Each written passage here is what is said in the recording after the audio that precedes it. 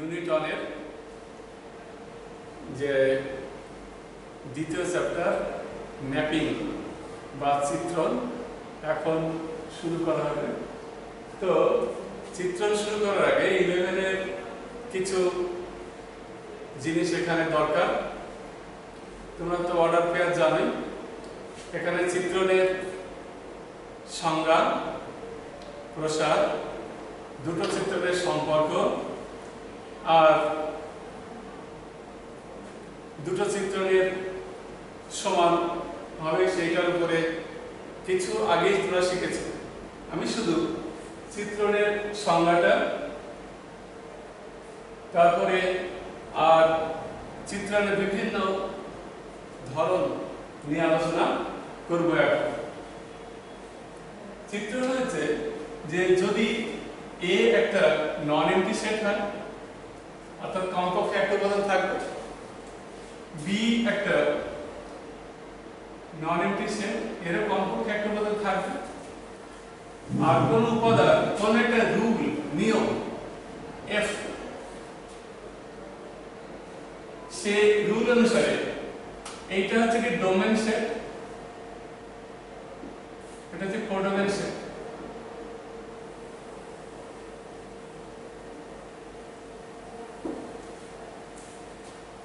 এই ডোমেন সেটের প্রত্যেকটা উপাদানের জন্য একটা উপাদান যদি পড়ে থাকে তাহলে কিন্তু আর চিত্রণ হবে না। এই ডোমেন সেটের প্রত্যেকটা উপাদানের জন্য এফ রুল অনুসারে আমরা কোডোমেন সেটের একটা অনন্য উপাদান পাবো। এখানে আমি দুটো কথা উল্লেখ করেছি খুব জরুরি, সেটা হচ্ছে প্রত্যেক আর হচ্ছে অনন্য, অর্থাৎ ইউনিক।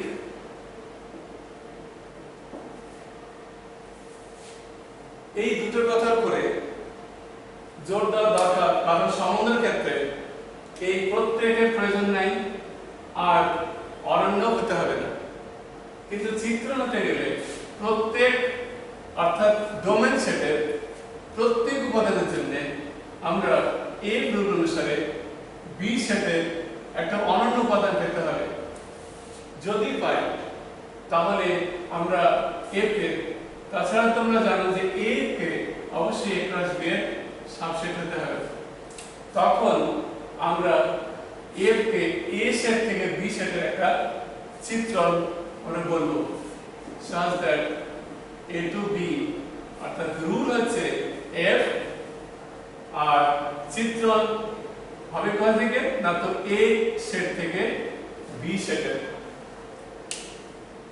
তো যদি এ সেটের যে কোনো উপাদানকে প্রকাশ করে তাহলে এ সেটের এফ নিয়ম অনুসারে বি সেটের একটা উপাদান যদি বি পাই তাহলে আমরা এফ অফ এ সমান বি বলবো, বা এ কমা বি বিলংস টু এফ বলবো।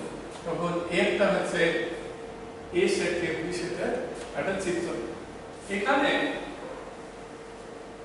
আমাদেরকে খুব মনে রাখতে হবে যে ডোমেন সেট এবং কোডোমেন সেট এই দুটোকে উল্লেখ মনে রাখতে হবে, সজাগ থাকতে হবে যে সেটগুলো কি দেওয়া আছে আর যে রুলটা কি দেওয়া আছে। আমি যদি রুলটাকে চেঞ্জ করে দিই, সেট একই রাখি, তাহলে দেখা যাবে চিত্রণ হবে না। আবার যদি সেটকে চেঞ্জ করে দিই, রুলটা কি রাখি, তাহলে চিত্রণ অনেক সময় নাও হতে পারে। যেমন আমি একটা সেট এ, হয়তো 1 2 3, বি একটা সেট যার হচ্ছে 4 5 6, আর f of x সমান হচ্ছে x প্লাস 3। তাহলে আমি দেখতে পাবো যে এ সেটের প্রত্যেকটা উপাদান f of 1 সমান 1 plus 3 4, f of 2 2 plus 3 5, f of 3 3 plus 3 সমান 6 অর্থাৎ এর যে সেটটা অর্ডার পেয়ারের সেটটা হবে সেটা হচ্ছে 1 4 2 5 আর 3 6 তাহলে এটা এ সেটে বি সেটে একটা চিত্রণ হবে কিন্তু আমি যদি এই সেটটাকে চেঞ্জ করে দিই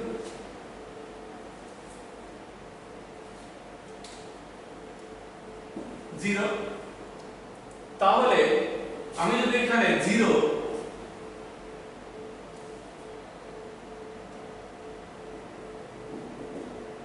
0 plus 3 3 এটা does not belongs to B set তাহলে আমি 0 সেটের জন্য 0 উপাদানের জন্য সেট নয় 0 উপাদানের জন্য আমরা B সেটের কোনো উপাদান পাচ্ছি না অর্থাৎ 0 এর জন্য কোনো ইমেজ পাচ্ছি না আমরা এইটা A সেটের জন্য F নিয়মের যে উপাদানটা পাবো তাকে বলা হয় ইমেজ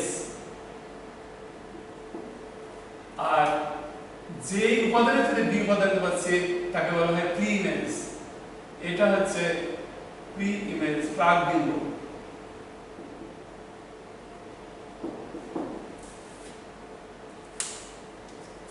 এবার ম্যাপিং এর ক্ষেত্রে এই ডোমেন সেটটা পুরোটাই হচ্ছে ক্ষেত্র ডোমেন অফ ডেফিনিশন আর এদের ইমেজ নিয়ে যে সেটটা তৈরি হবে তাকে বলা হয় প্রসার যদি তার জন্য প্রসার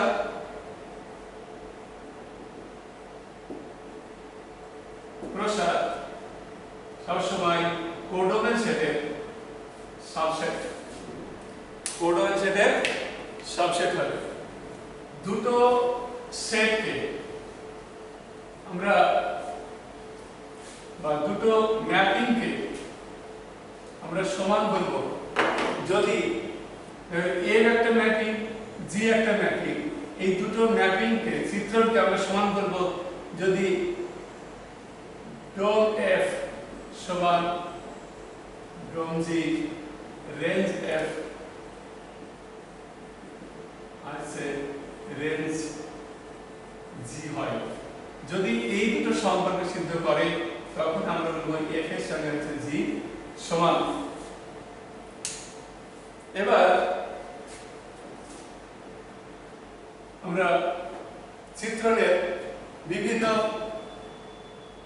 পার্ট নিয়ে আলোচনা করব একটা হচ্ছে উপাদান স্থির চিত্রণ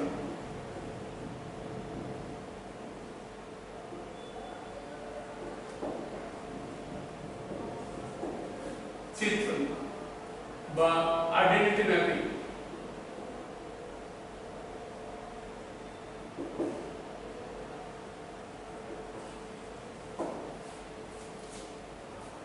উপাদান স্থির চিত্রণ যদি কোনো সেট এ তার কোন রুল এফ হয় যদি দেখা যায় যে f A to A R f of x সমান এক্স অর্থাৎ সবসময় যদি নিজের সঙ্গে সম্পর্কযুক্ত থাকে তখন আমরা এর চিত্রণকে উপাদান স্থির চিত্রণ বলে যেমন কোন ন্যাচারাল নাম্বার এফ কোন ন্যাচারাল নাম্বার থেকে আমরা যদি কোন ন্যাচারাল নাম্বার সেটা হয় আর এফ অফ এক্স সমান যদি এক্স হয় তাহলে এই চিত্রণটা হবে উপাদান স্থির চিত্রণ কারণ এই উপাদানগুলো কেমন আসবে না তো অর্ডার হচ্ছে এটা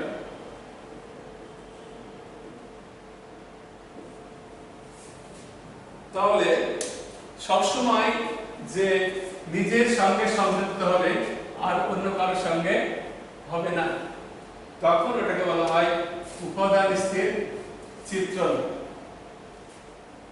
এবার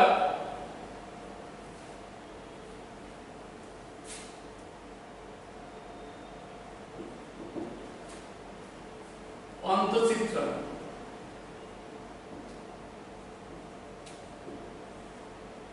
বা ইনটু ম্যাপিং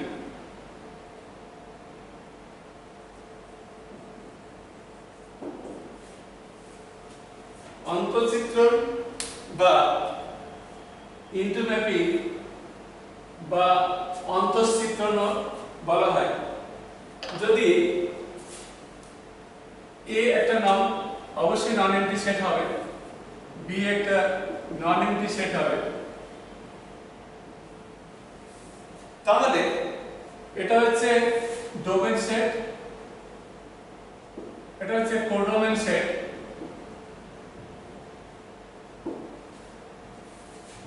যদি দেখা যায় যে এদের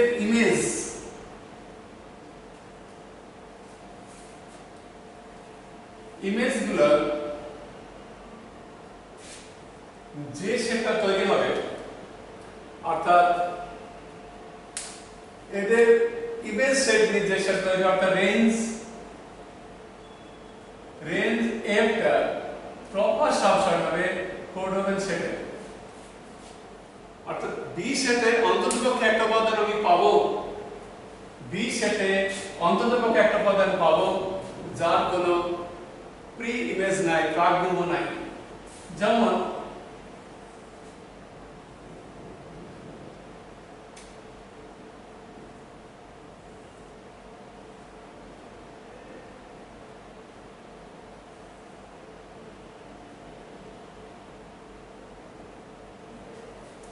এখানে এ বি সেটের রুল এফ, এই যে উপাদানটা আছে এই উপাদানে কোনো প্রি ইমেজ প্রাগবিম্ব নাই, এই উপাদানের জন্য কোনো এ সেটের কোনো উপাদান আমি পাবো না। তার জন্য আমাদের রেঞ্জ হতে হবে কোডোমেন সেটের প্রপার সাবসেট। তখন আমরা বলবো যে এটা হচ্ছে অন্তঃচিত্রণ বা অন্তঃচিত্রণ বা ইনটু ম্যাপিং।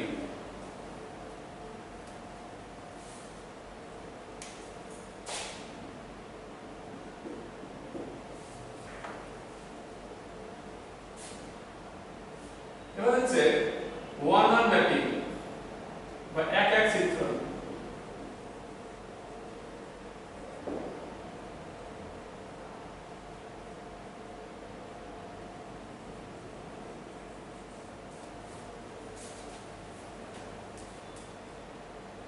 এ একটা নন এমপ্টি সেট, বি একটা নন এমপ্টি সেট।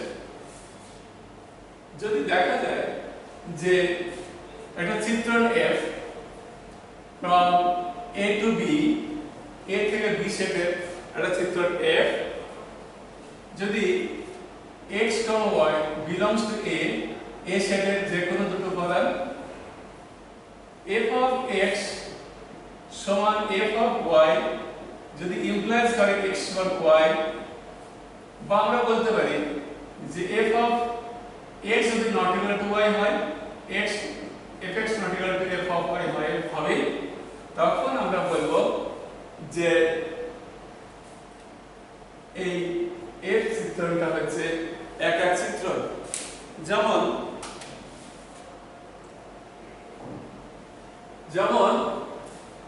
যে আমরা যদি কোন f চিত্রণটি হয়তো ন্যাচারাল নাম্বার থেকে রিয়েল নাম্বারে চিত্রণ হয়, f of x সমান x স্কয়ার হয়, তাহলে চিত্রণটি এক এক চিত্রণ হবে। কারণ হচ্ছে যদি x y belongs to a natural number, তাহলে যদি f of x equal to f of y হয়, ইমপ্লাইজ করবে x equal to y, এই চিত্রণটি তখন সেটা হবে এক এক চিত্রণ। এবার আমি যদি এই সংজ্ঞাটার ডোমেনটাকে একটু চেঞ্জ করে দিই, যেমন রিয়েল নাম্বার থেকে রিয়েল নাম্বার, তাহলে এটা থেকে কি x সমান y সর্বদা হবে না, কারণ f of -1 সমান হচ্ছে -1 স্কয়ার সমান 1 আর f of 1 সমান হচ্ছে 1 স্কয়ার সমান 1। তাহলে f of -1 সমান f of 1, কিন্তু -1 not equal to 1। তো যদি আমাদেরকে বারবার লক্ষ্য রাখতে হবে যে ডোমেন শেপ কি দেওয়া আছে, কোঅর্ডিনেট শেপ কি দেওয়া আছে, আর যে সংজ্ঞাটা দেওয়া আছে সেটা কি দেওয়া আছে। এটার মধ্যে যদি দেখতে ভুল হয় তাহলে ভুল হওয়ার সম্ভাবনা সবথেকে বেশি। তো এরপরে আমরা এক এক চিত্রণকে আমরা আলাদা নামও আছে, এটা ইনজেকশন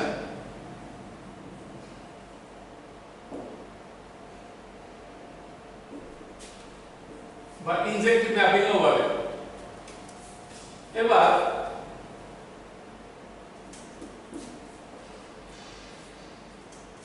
উপরি চিত্রণ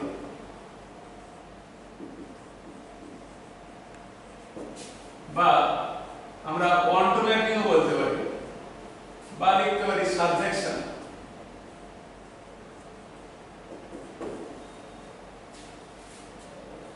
আমরা যদি যে কোনো দুটো সেট, এটা ডোমেন সেট আর কোডোমেন সেট, এটা এ বি এফ, যদি দেখা যায় যে কোডোমেন সেটে এমন কোনো উপাদান নাই যার কোনো ফ্রি স্পেস নাই, অর্থাৎ কোডোমেন সেটের প্রত্যেকটা উপাদানের জন্য আমরা কমপক্ষে একটা ফ্রি স্পেস পাবো, at least one free space আমরা পাবোই। যদি না পাই তাহলে আমরা ওয়ান টু ম্যাপিং বলবো না। অর্থাৎ কিরকম বলতে পারি যে রেঞ্জ এর হবে বি, রেঞ্জ এর হচ্ছে বি সঙ্গে সমান। যদি কোন সেটের রেঞ্জ এবং বি সেট কোডোমেন সেট সমান হয় তাহলে আমরা চিত্রণকে উপরি চিত্রণ বলতে পারবো। এরপরে যেটা আছে সেটা হচ্ছে বাইজেক্টিভ ম্যাপিং।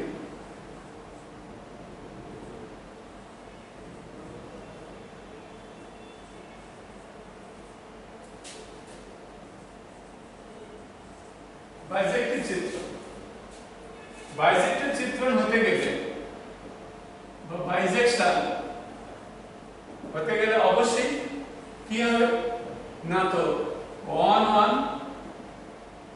প্লাস হচ্ছে 1 2 এই দুটো যদি হয় তাহলে আমরা বলবো যে এটা বাইজেকশন। আর এদের মধ্যে কোন একটা যদি না হয় তাহলে আমরা বাইজেকশন বলবো না। অর্থাৎ যে কোডোমেন সেটের প্রত্যেক জনের ফ্রি স্পেস পাবো এবং ঠিক একটাই ফ্রি স্পেস পাবো, আমি একের অধিক ফ্রি স্পেস পাবো না, তখন তাকে বলা হয় বাইজেকশন বা বাইজেক্টিভ ম্যাপিং। তো তার মানে হচ্ছে যে আমরা যদি